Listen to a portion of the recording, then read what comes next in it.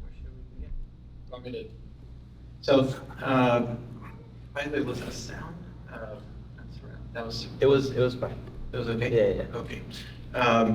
We're still working on some of the different sound formats for depending where it's shown. Jorge and I have been editing different films from part 1 and from part 2 on and off since about 2018, and it's mostly been on our laptops, and so it's very different in a theater like this, and we're still adjusting things so we can hear them the way they should be heard in spaces like this. Just a last thing about part 1. The Gumaro, who is in the film in this last one, he's in part 1 as well as another about 7 families. And in part 1, it's more of a portrait inside Wyvernwood in different families and homes, and also part of a portrait of the community group at Comité La Esperanza. And we spoke more about that last time in June when we did part 1. So that's how it kind of circles back around to part 1. In this last film, we start off being in Wyvernwood. That's where Gumaro lives, and that's what you see in the beginning of that film, the red buildings, for example. And then he goes to work, and then we're with him in his videography job. So that's what we just saw. And yeah, and in part 1, you see some of that beginning scenery a lot, which is the homes and inside the homes. Yeah, it's like a sister film. It's not really a sequel, but it's like a addendum to it. And you cut it out of the material of the feature because, well, I mean, to me, it feels natural because it's such a tangent away from talking about Wyvernwood. And we can get to like what we think of the connection in a second. But a majority of these movies are made in collaboration with your film collective La Comedia and the organization group El Comité La Esperanza in Wyvernwood, dating back, like I said, to 2007. Can you guys speak a little bit to that collaboration? Basically, all the films up to Gumaro were made within that collaboration. Were they like workshops or one-on-ones or? It depended on the time. This is the Yes, so it depended on the time frame. By the way, I just want to say thank you everyone for being here. I know I said it at the beginning, just say it again. I really appreciate you all being here. And so it depended on the year and the situation, like the animation, maybe Bertha can talk about that. That was a workshopping with the community group at Comité La Esperanza and then us independently, the La Comedia, which was a media collective that existed before we had already completed. And so it was, some were done with the media collective earlier. Some of the older films are during that time. And then there's another time period that's more recent, maybe 10 years ago instead of 15 years ago. And that one was Bertha and I doing projects more independently there. But with contributions from Comité La Esperanza in terms of assisting us to work with some of the residents or some of the younger kids there to have some of those workshops. So you would announce it, like with flyers, and people would come on a certain day, or was it throughout different days? Yeah, so so the ones that are more from the 2007 to 2010 period are more from renter rights and assisting El Comité de la Esperanza in a campaign they had to protect their homes from being demolished. And so there were lots of flyers happening there, but it had a lot to do with organizing. And so La Comedia, the media collective, we were a part of that. And we would be like a media contribution to their organizing.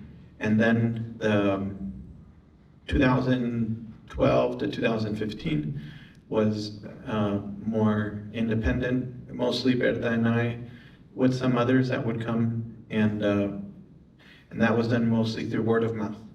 And El Comité de la Esperanza has a lot of people that they are close to inside of Wyvernwood, and that's how that one was done.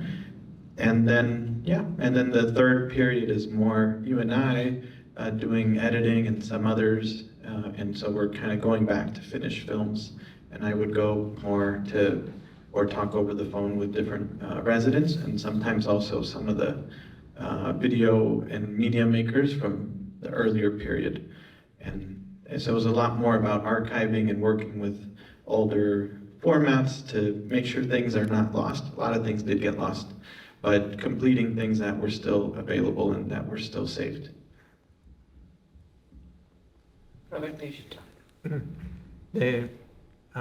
So like the workshop process and how some of these films How were these made, films were made.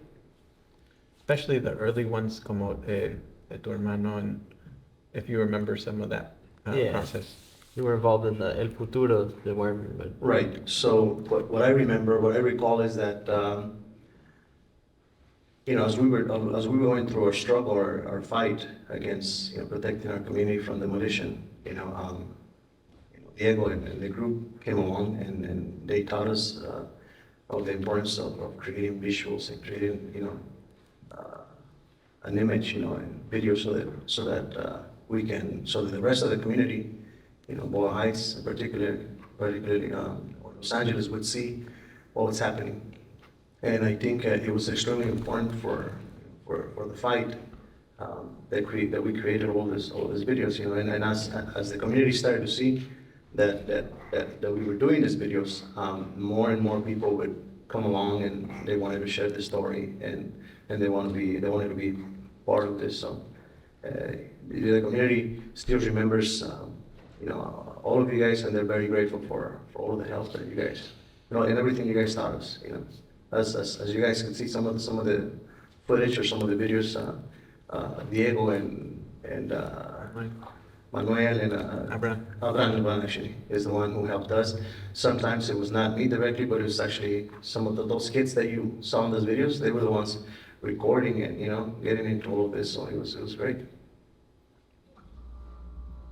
And for the little short of animation, the idea was to create a space for the kids to reflect on their experience of the space and to figure out what was their lived experience of the place, so we can voice that. I think that sometimes in this society we don't care about us as adults, that we are expendable, but we really think about children, and we sometimes think about the elderly. And the idea was to show a document of the children, so it would be easier for people to connect to the children that are living there. So it was all those kids contributing to different cutout drawings? So or they would, like, one it kid would wasn't animate long. another with... It was a long process. So the first one was talking about what they thought about their community, how they looked, and then they created, in that conversation, they created the landscape, and then they came up with a story, and the story was about the stories that they had in their community. And then they created the characters of their stories and animated them in a loop. And then we put all that together into that little short animation. And animation is very complex, it takes a lot of time. So for the kids to animate it was like fun, I think. No, and we showed it to them. So the whole idea is that once it got done, we showed it in there. And I think most of these films have been shown in Wyvernwood. So this is like the first time they're shown outside of the community. No? Yeah, kind of. So I think Yeah, the first place they were shown is in Wyvernwood. Usually at night, we would project on the walls of the apartments, and we did that 3-4 times during different times. One was with, I'm looking over here because Talia is here, who was part of La Comedia. I remember we did that once in the 2007 to 2010 time, once or twice, maybe 2009 and then 2010. And those are mostly the earlier films. And sometimes we would also show rough cuts of what we had that was current at that time. And then we did it again for the animation and then for Wyvernwood, which is the part 1 screenings that we had in June. Those were in the 2013-14 time. And yeah, so pretty much all of them. And then we screened all of them also at CalArts around 2014. And Leonardo from Comité La Esperanza, who's in many of these films, very charismatic and important leader in the community. I learned so much from him. And a lot of people did from La Comedia and from different film groups that we've had. And he came to CalArts, and some of these were rough, some of these were finished because they were older, and he was able to talk a little bit about a lot of this. And then they've been shown in schools mostly, high schools, sometimes a little bit in middle schools, in community centers, in community art centers, in cultural centers, community cultural art centers, and in also,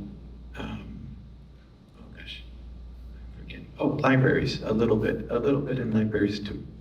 But they're mostly, if they're shown, it's because we're teaching a class, and then we're like workshopping so the students are making their own films. And so these are kind of like models to learn from, and we kind of break down how we made them, and that's the context in which they were shown. So this is the first time they're shown outside of either educational context or outside of Wyvernwood. Yeah, and I think that I find that community screening approach it's wonderful and special, and it's actually reflected in these movies, that they don't feel like they are meant for here, or they don't feel necessarily, I don't know, or rather they feel more towards the people that are trying to both struggle and, help with all those issues. Jumping to another kind of, I'm curious to hear more about Gumaro, because he's a resident, and he's pretty involved with these films, like you said. Curious to hear, Beto, how he was involved in El Comité. In the first film, you see Gumaro interact a lot with the meetings and his home life. If you could speak to that, and also Diego speaking to working with him as a videographer, and that's how you got close to him as well. You can pass it to Beto. I guess on these videos you can't really see Gumaro's real personality because he's behind the It's like camera. a so he's- professional. Right, but Gumaro has been and was a very important person in the fight. He has a very straightforward, I guess, fighting approach towards things. He's a very smart person, and actually he was before them, because of his, I guess, videography experience. He was the one who would always tell us of the importance of creating imagery, of creating, videos. The only problem that we always had is, because of our group it's always been self-sustained. We don't have any funding from anybody. I guess, as you can see, also the reason why he's not here today is because, you always have to be working, Every member of Comité La Esperanza, it's a volunteer. It's a community member, it's a volunteer. nobody gets paid, so we always have to go to work first and then come back and try to, we were trying to deal with the problems. I remember having a conversation with Gumaro one time, Gumaro and Leonardo, because I remember that we found it extremely interesting that every time that you would Google Boyle Heights, the community where Wyvernwood is, or Wyvernwood itself, 95% of the videos that you see on the internet has to do with violence, robbery, something bad. And what we did for like a few days, maybe for a week, we Googled several cities around Los Angeles, and Boyle Heights is probably like the only one where all the videos, all the imagery that you see has to do with gang violence, kids killing themselves, all of that. So we were trying to figure out a way to portray a different image from the kids of Wyvernwood, because we grew up with them, we know them, and we definitely know that there's violence, but not the kind of violence that was portrayed when you go into social media, which still remains to be the same. Today, if you Google or if you search Boyle Heights, if you search, our community, in that sense, 99% of the time you're gonna find, killings. You're gonna find something negative. So that's the reason why we wanted to showcase the kids, what the real interest is, because the media portrays every kid like having a gun in their hand all the time, killing each other, doing all that stuff. And as you saw on those videos, kids were really interested on playing soccer, playing sports, doing this before I think it's Rob Tierton, his name, the skater. He went into Hollenbach and he created a skate park. Before the skate park, I don't know if you knew that, but he worked with I think a Hollenbach Park or the city, and they created a skate park. So before they had a skate park, there's our skating park, or at least for the kids, was that flat area in front of the laundry. So that was me and my wife, handing trophies to the kids, because we did like a little tournament for them, and just to encourage them so that they could, so they could, think of better things or to do better. So, anyways, the main idea with Gumaro was we were desperate to show or to at least upload imagery so that the city would see something more coming out of from the kids in Wyvernwood. And that's when you guys came along in the perfect time, and when you guys helped us with this. And that's similar to what my experience was when I, in the other screening in June, we talked a little bit about how Los Angeles Conservancy, from someone found me. We had myself and some others that were part of that collective. We had graduated recently from UCLA, and they wanted to see if we were interested in working with some of their sites, and one was Wyvernwood, and it was really through Karina Muñiz, who was able to connect us and helped make it happen. And the first thing that happened was I met Gumaro, I met Leonardo, I met Roberto, and in a community center right next to Wyvernwood, Costello Center, and there I walked back through Wyvernwood with Leonardo, and we talked about many things that got me really interested in the community, the people, and the culture, because I was, through the LA Conservancy, interested in architecture and urban planning, the historical significance, the kind of design. That's more of like what maybe the screening in June was about. That part one was a little more about that. When did you start working with them in wedding Yeah. videography? You got fired. Yeah. So Gumaro, I got fired. So Gumaro, I met him after walking back with Leonardo. I met him because, like Roberto was saying, he was already doing some media, but mostly through his work, through videography. And he wanted to continue to make more, but for Wyvernwood, for Comité La Esperanza. And so he was our contact in terms of developing media projects in support of the preservation of Wyvernwood, and to prevent displacement.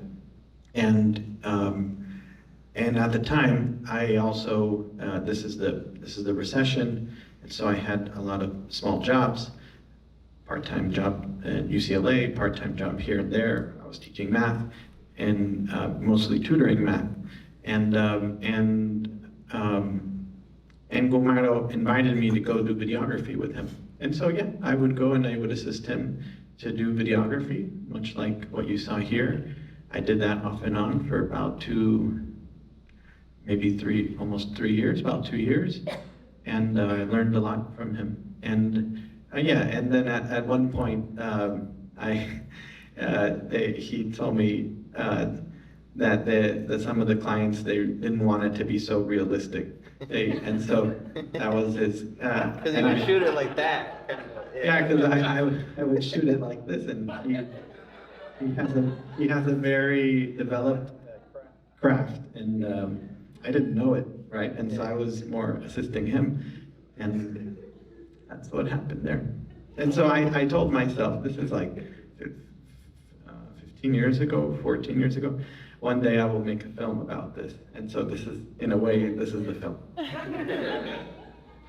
He's also such a talented artist. He that squirrel film is like one of my favorite things I've ever seen.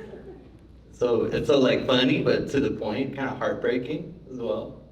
I'll ask one more thing and then we can open it. Can I give you some context on the squirrel? Sure, I would love context on the squirrel.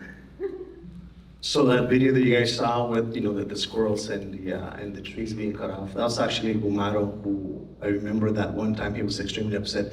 He went out to the people who were working, cutting the trees, and, he was asking them why they were cutting them. And of course they ignored him.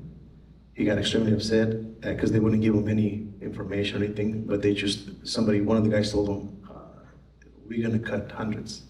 You know what I mean? So if you have a problem, go talk to whoever. So that's when he started recording and filming and documenting, because, pretty much what they were doing is I'm not certain, if they did cut some of this California protected trees, but it seems that there were some big trees and they cut them down. Probably the biggest trees that were at Wyvernwood, they were all cut down on purpose, because they felt, management or ownership felt that the more protections the community would have, the more people would be involved, and the difficult it would be for them to try to demolish the community. So there was a period of time for like a month where all they went is, to cut trees.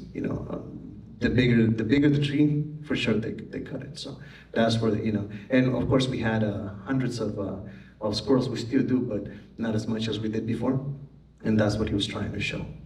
And he kind of showed that that's what was going to happen to us, the same thing that happened to the squirrels. I would like to add that the trees in Wyvernwood, many of them are oaks. We're oaks, and oaks are self-sufficient. They don't need any irrigation. They actually show if the aquifer is doing well. And there was no need to cut them. Like one of the things that they said is that they needed to cut them because they could not sustain the irrigation system, and that it was an absolute lie. So yeah, part of, and just to end and connect it back to the other films, part of what the design of these buildings does is it fosters a very close-knit community. And you see it with different garden communities around the country and other countries too. And that's exactly what happened in Wyvernwood. So you have a lot of solidarity, a lot of organizing, a lot of self-generative community groups and events. Some of them are cultural and beautiful, and some of them are more political, and they're for different occasions. And I think that's the main thing that you see connecting these films and the ones from the part one, that you continually see how the design of the buildings in the community and also the specific cultural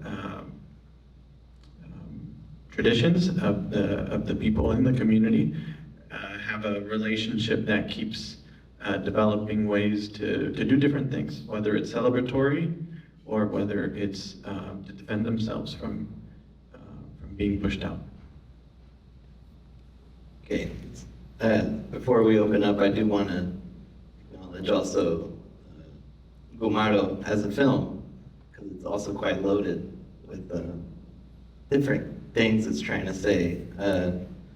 And I find that there's a thematic push and pull in the film regarding framing, like representing women and girls. Like the first shot is of a little girl acknowledging the camera, like, is it on? Like, why is it here? It sets up a question of like, where does the camera belong and who's framing what? And I think that echoes to the other films before and to part one, right? And it bookends with us seeing this little girl, like kind of in the ceremony, sort of alluding to she's, her future, and also that look of boredom in her face, or her getting lost. And there's just so much going on in that shot as well. And I wanted to call attention to the way it was shot. It was very much like the way the filmmaker Frederick Wiseman films his films, where he has an audio person and a camera person, and the director, has the microphone while his companion has the camera. And as we saw in the film, and one of the most important shots, I think, of the film, we see you with a microphone, and Bertha was on the camera. And I can't help but to think of the significance of Bertha's gaze, like a female gaze, onto this set piece of men projecting their gaze on like a magical female moment, there's a lot of layers there, and you were pregnant at that point, right? And I'm really curious as to what was going on. If you had, like, your thoughts, what was going on in your head while you were filming that, if you made any specific decisions, or, because Gumaro is like kind of all over the place making these kind of magical images, and you were very servo, like scanning. I just want to hear.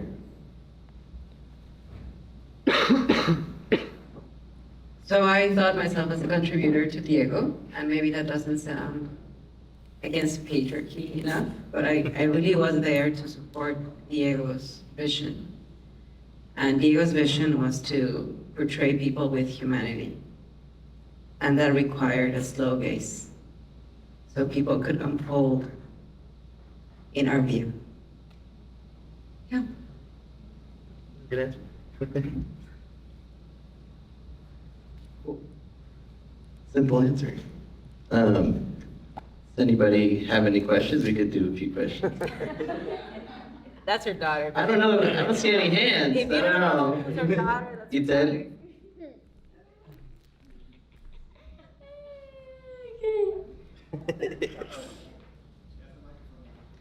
So Careful, everyone.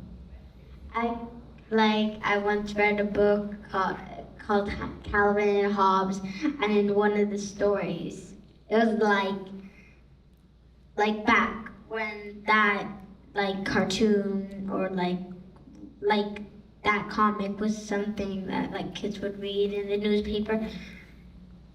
It was like in one of the comics it said, oh, he liked to spot in the woods, and his whole wood, so good, everything was like cut down or like burned into something called Shady Acres.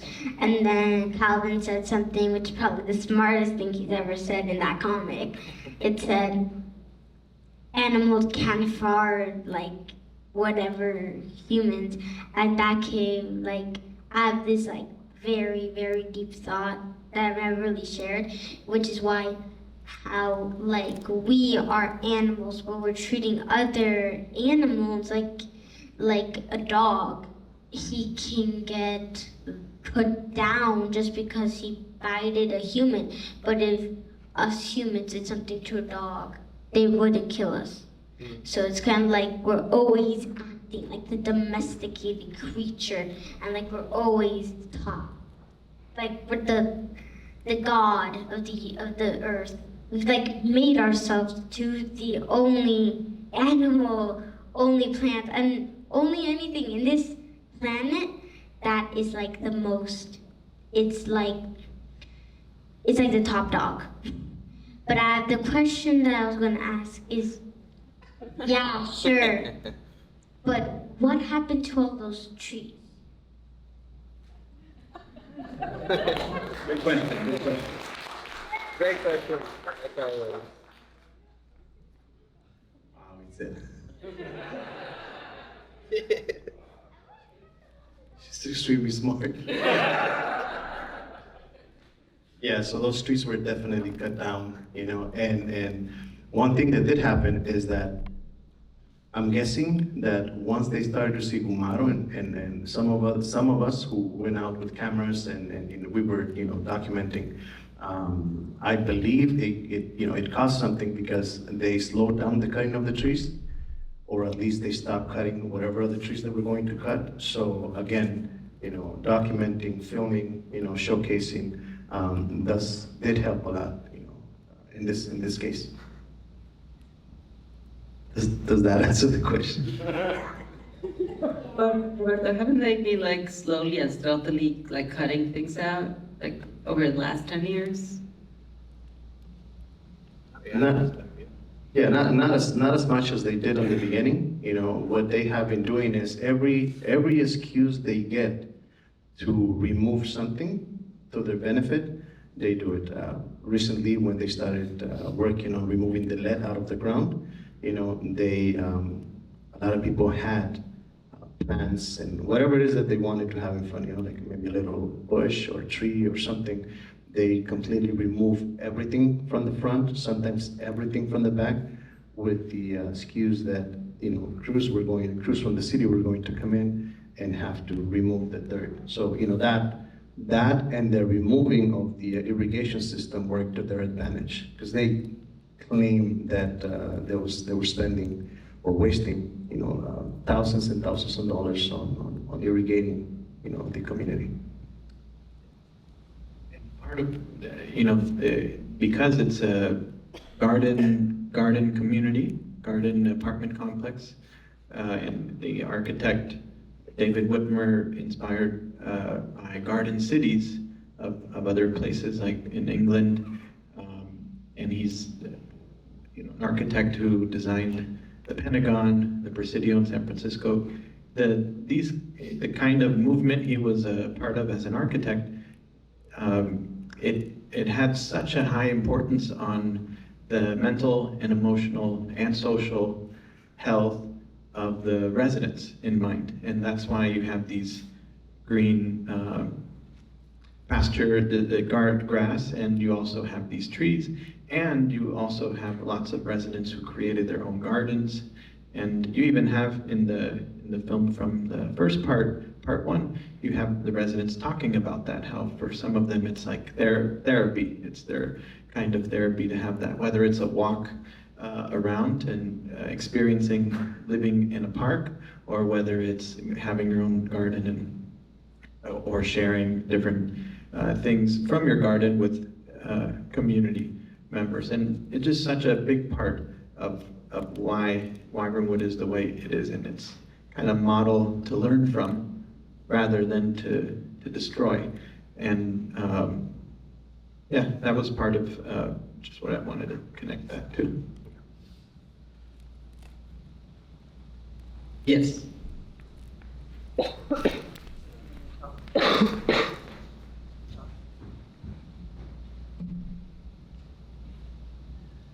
Diego, you reminded me of a book that I read, Making the Impossible Possible. And it's about a gentleman who was born in the ghettos. And what he discovered was throwing pots and making pottery. And he went around to ghettos in Pittsburgh and Oakland, California as well. And what he brought was beauty. And when he brought beauty, the community's changed. And there was much less violence, there was much more productivity. And what you're talking about, the first picture when I saw this community, I said, I understand why they want to get rid of that. Because there's so much beauty there, and it's so, it creates a different experience for the children and for families, and that's the thing that has to get protected, no matter what. Yep. Not a question.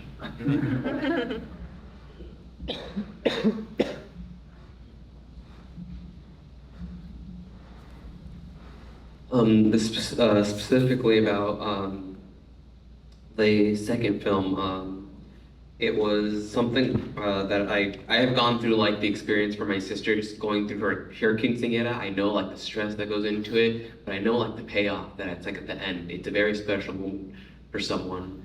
So when you were filming that, did you feel more like, thank God, like, you know, in this fight, thank God there's something good to like film and show off that like this is something that we're protecting in the community? Or was it more like we need to show like, well, yeah, I guess kind of answered like that. Did you see it more as a like lighthearted like relief that you're finally getting something good to film, or was it more like we need to make sure everything that we film, like we see only like the good aspects of it, like the positivity to see if like this is something that we're trying to protect in the community, and this is just for one person, even though it's like a cultural thing where everyone's involved, you know? Yeah, like what were your feelings on those things?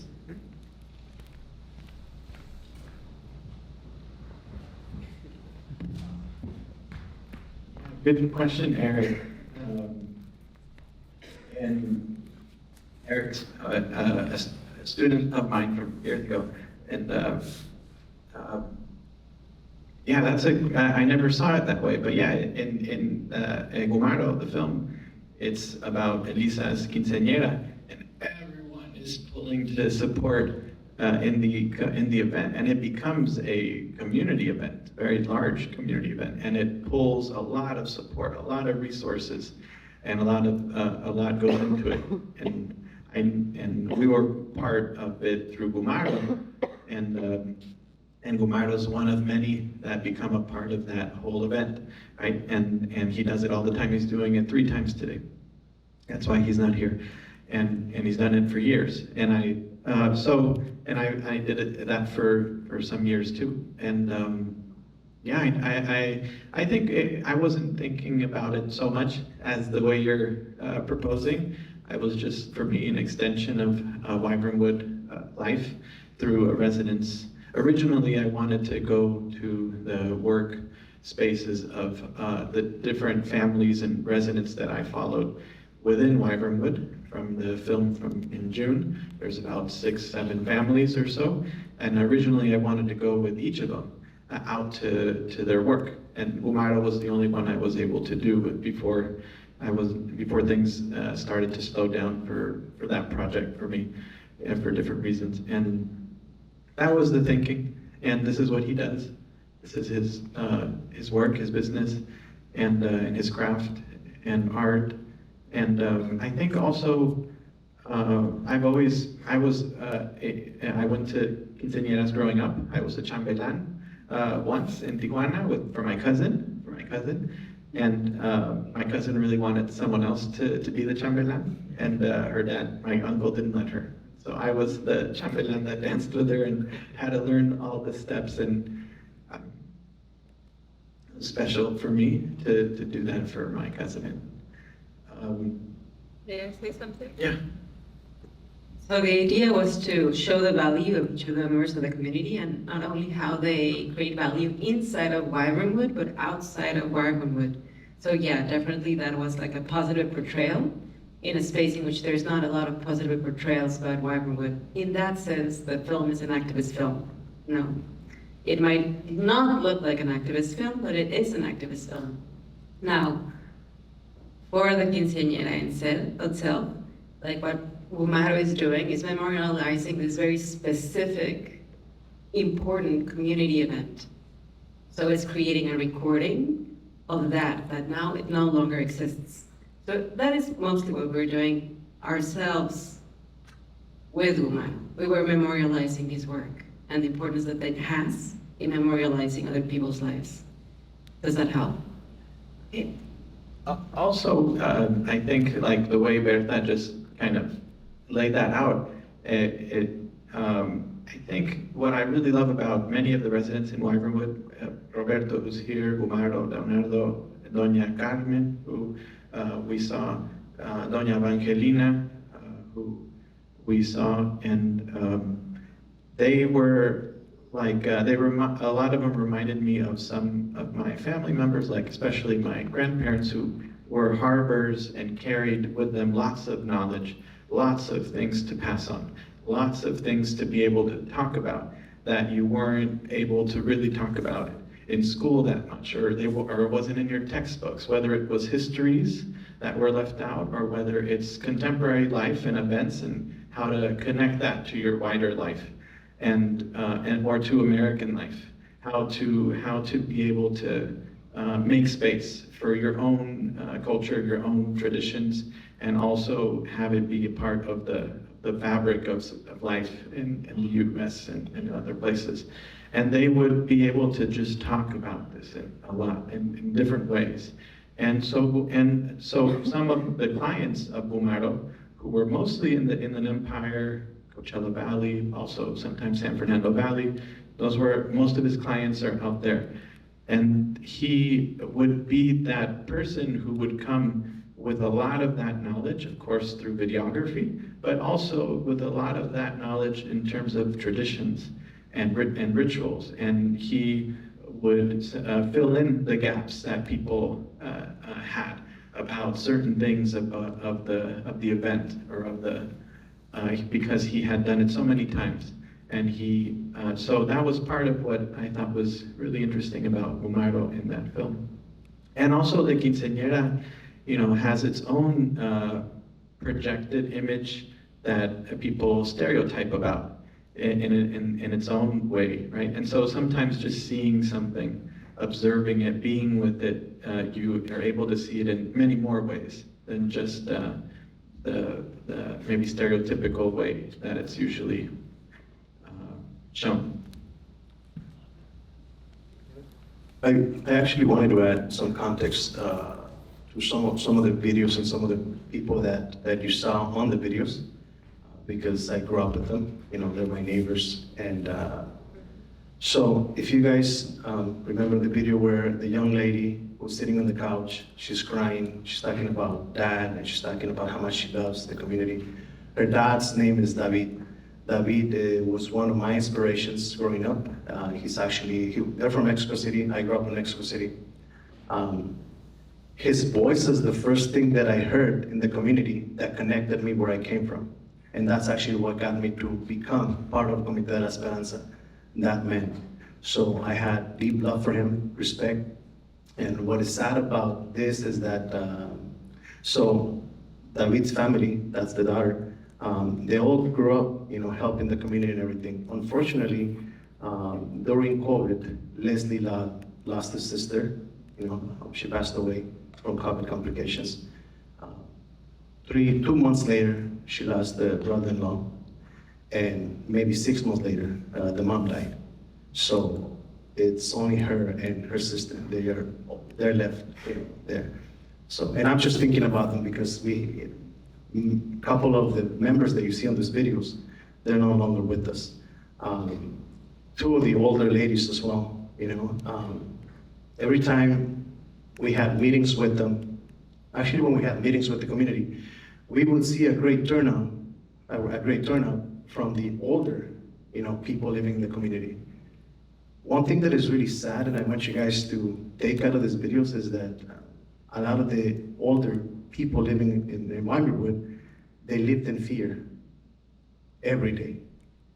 As long as this, the destruction of the community was in their mind, some of them couldn't sleep, some of them did not know what they were going to do. Because if they moved somewhere else, they knew and they were afraid to end up on the streets because they were not going to afford living anywhere else in their mind.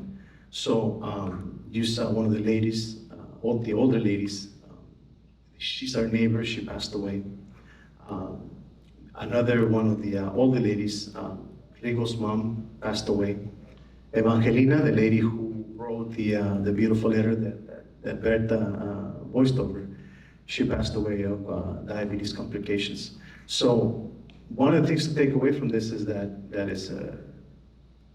it's really, really sad to live in Los Angeles and to live in this constant fear of losing your home and not knowing what's going to happen. So that was the everyday life, at least for at least 12 years, of every community member living at Wyvernwood for a long time.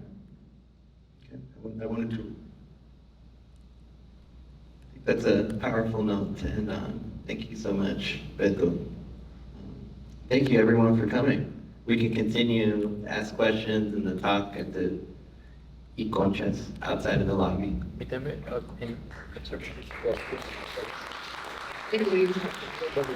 you, want to say something? And then, Also, this is an ongoing project still, that the residents are still organizing, and Los Angeles Conservancy is still involved with Wyvernwood preservation, and so if anyone is interested to be involved, either with the community or through the Los Angeles Conservancy, Wyvernwood is an ongoing project. Thank you.